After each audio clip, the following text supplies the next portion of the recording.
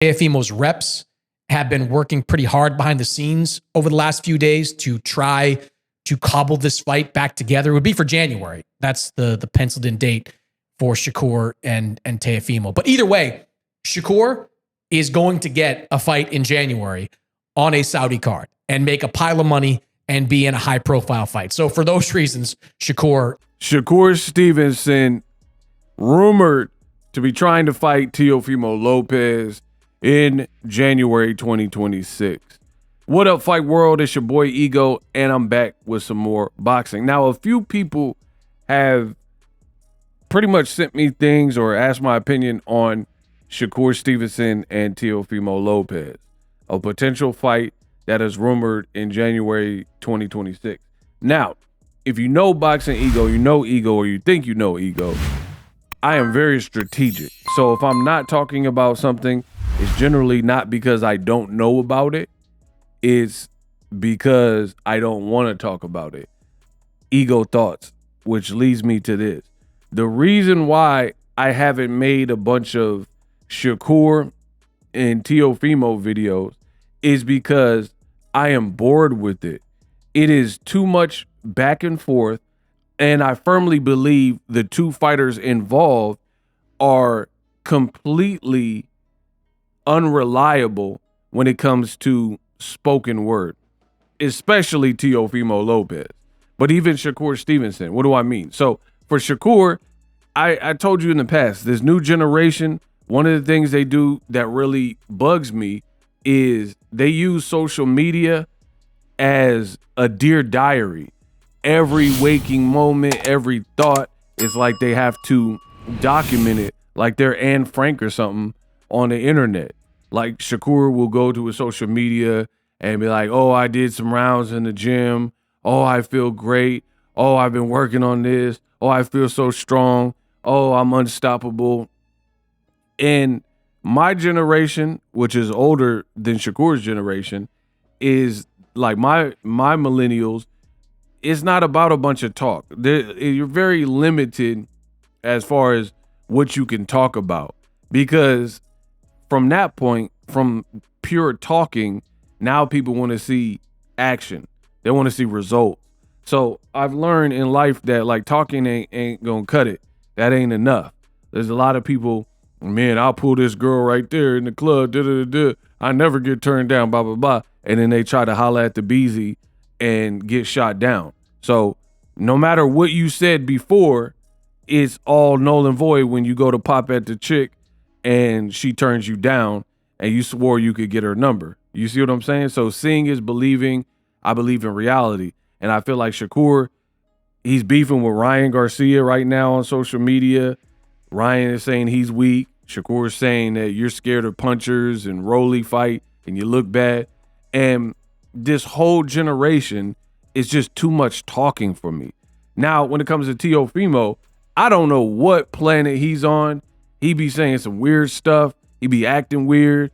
He be trying to emulate black culture, then start taking weird shots at black people and black culture. So he's on his own. He's on his completely own island. And one thing we do know for certain is Teofimo has proven to be problematic in working with, right? Top Rank, they've had headaches with Teofimo. They try to get the Lomachenko fight done. It's way back then, right? And it's gotten worse since the Lomachenko fight. But before the Lomachenko fight, if you remember, they're like, oh, there's talks. Lomachenko is content with his money. He likes his deal. He likes his offer.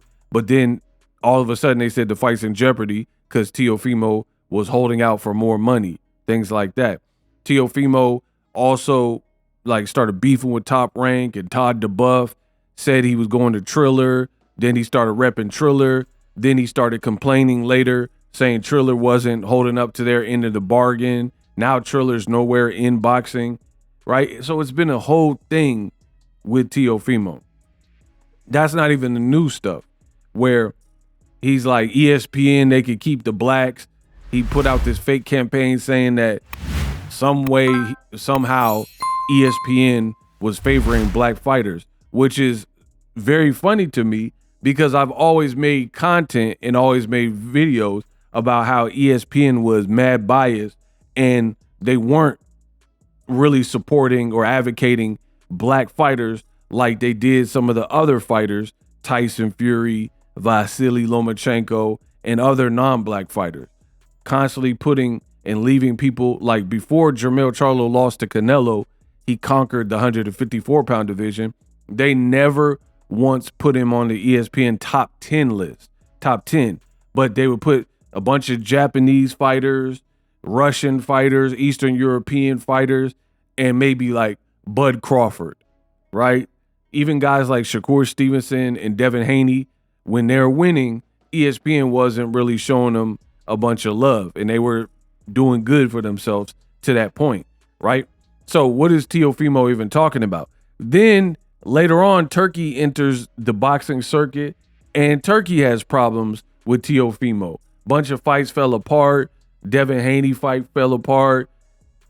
Teo's acting weird and pretty much insulting Turkey's religion and making Mohammed jokes and just weird stuff. So when it comes to Shakur Stevenson and Teofimo, that is why I'm not really interested in the fight. At this point, I'm a seasoned vet and I understand the game. I understand the process. And I know that boxing, it ain't over till it's over. Like sometimes you got to wait till the fighters are in the ring. So when you're dealing with two characters like Shakur Stevenson, like Teofimo Lopez, it's no use in getting hyped. First of all, they're putting the fight, they're talking about January, Shakur is going to be fighting in Saudi Arabia. Why January? Why not at the end of this year? Oh, that's right, because Shakur fought like a maniac because he felt a type of way because Turkey and others were calling his fights boring and saying he's a runner and Tom and Jerry style. So he fought trying to go tit for tat with a volume Mexican fighter who's tough and end up injuring his hands. Now they said he's injured and he needs the recovery time. So to me, I'm not even really interested in Teofimo versus Shakur like that. I don't think it'll be a sensational fight. I'd rather see Keyshawn and Teofimo and then Shakur versus somebody else. That's just my honest personal opinion based on the style mesh-up and matchup. But for those who have asked, and there hasn't been that many people, but there have been some people who are asking, like, oh, what do you think of this? This is my thought. Teo, Shakur, not really, I'm not hugely involved in, like, dialed in with that particular fight. I think it's a fight that probably won't deliver what is expected.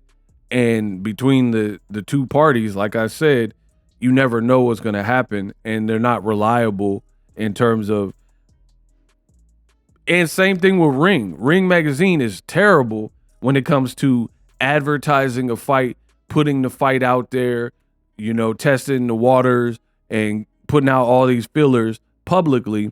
And then they say, oh, the fight fell apart at the last minute. I'm over it. Subscribe.